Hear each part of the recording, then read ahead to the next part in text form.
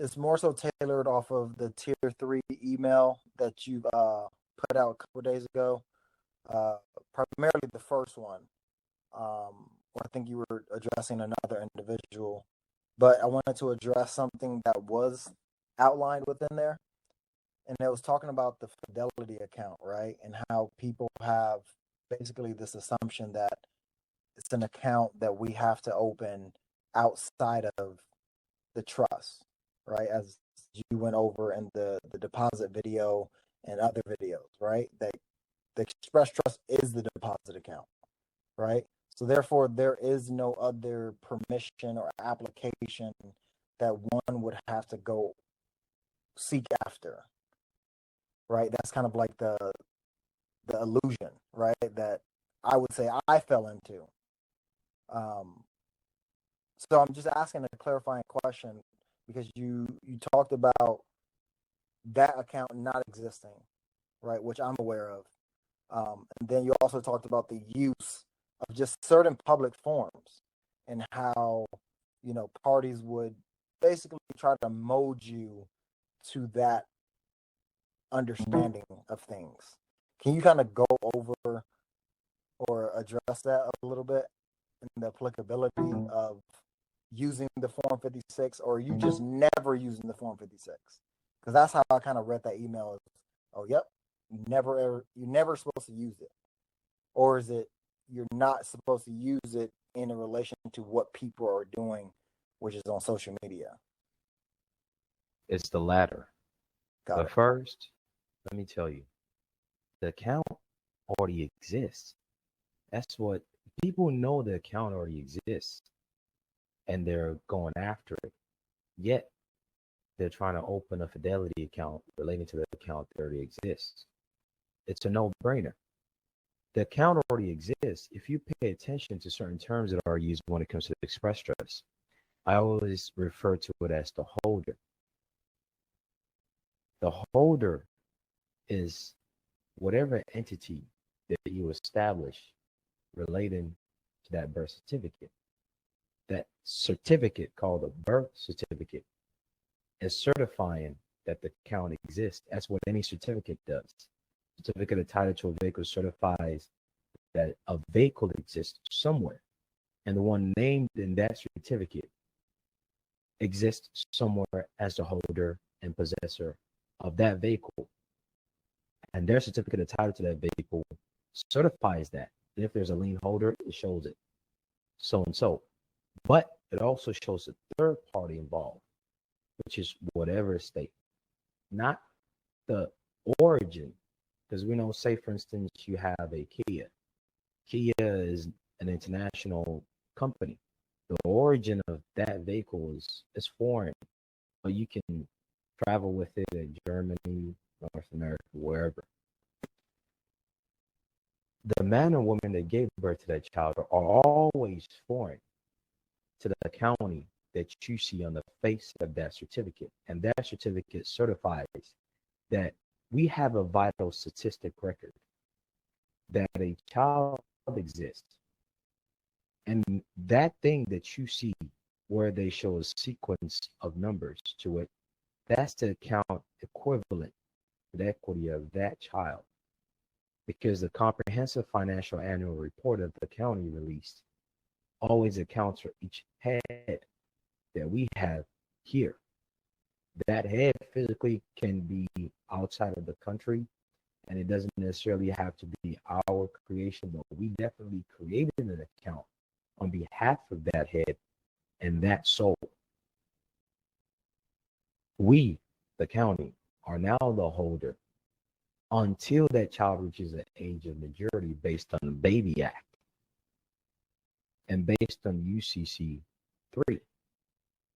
That child is now meant to create an express trust, because the only way that we can relinquish or transfer or dispose this interest of this account to that child is if they have a trust, because we are also a trust, and a trust can only communicate with another trust. That's how equity works. So now that express trust will be the holder to which that account is being transferred to. So now the account already exists. when you go to Fidelity, it's not the account. You just open it another, no different than you go into a bank account, opening a product called a routing and account number. That has nothing to do with the birth certificate.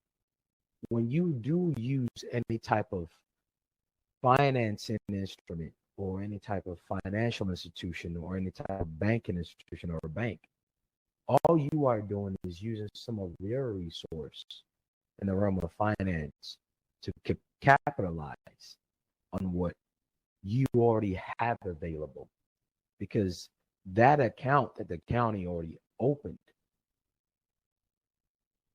requires some type of financing instrument to activate it to the benefit of what people want. The county already have that because they're organized. They have departments, they have risk management, and all that. The average man or woman does not barely even knows about that. So when people say they're opening the account, even though they know that the account already exists somewhere and they're trying to tap into it, it's an oxymoron. If they know it already exists, why then are you trying to open it with Fidelity? It already exists.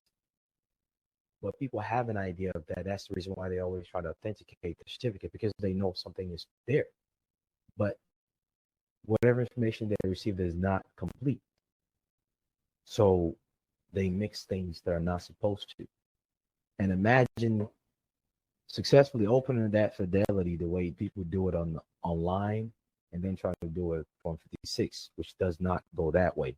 That Form 56 is meant to be used when you have a proxy, which will be your foreign trustee that you've designated, and a proxy exists for the purpose of contractual financial matters. To sign on your behalf as though they are you, without any type of liability fully coming to you if the contract goes awry. Now, if you know about the Grant-Leach-Blakely Act and certain requirements, realize that the bank institution was created so that it won't go awry to the holder. That's the reason why the express trust has to be the holder. You're creating the express trust so that it can hold and transfer, and all that interest will be disposed onto it from the county. The account already exists. It's really just that simple. That Form 56 will subsequently be used, but not in the way that people are using it, whereby people are designating a member of foreign. When I say foreign, I'm not speaking about outside of geographical bound. I'm speaking about interest. A foreign entity like the same county, because each court that they deal with are that of counties, unless it's a federal level or the Supreme Court. Now you're designating the act, not you, but most designate the acting judge as the fiduciary. Fiduciary, sure, is responsible for financial matters, but it's like using a hoe, the farming tool. Whenever you use it, you would always roll it towards yourself. All that soil is the value. You just handed them that hoe, and they will roll it toward themselves, and all that gold will come towards them, not you. You are supposed to designate your own proxy and then use that form to notify third-party auditing company of that activity relating to your control, because that proxy is also your substantial controller of your trust. So it always ties back to the holder, which is the express trust. And that third party called the IRS that you're notifying, which is that's the purpose of that 156. That IRS, they're just a third party auditing company. See, the Treasury of the United States is the same as the bank that anyone else would open. So if anyone really wants to look at anything relating to bank, it should really be the Treasury, not some Fidelity. Because even those Fidelity are beholden to IRS also. Those Fidelity account people open, people still have to qualify for tax with it. And the specific type of account that you will open to not get qualified for it, you will not find it online. You have to know an insider for that. So that Treasury of the United States, which is the bank, is for the people. And the United States Constitution, starting from the Confederation, Articles of Association, and the more recent ones, disallows the Treasury to tax the people. Therefore, the IRS had to be outsourced and contracted.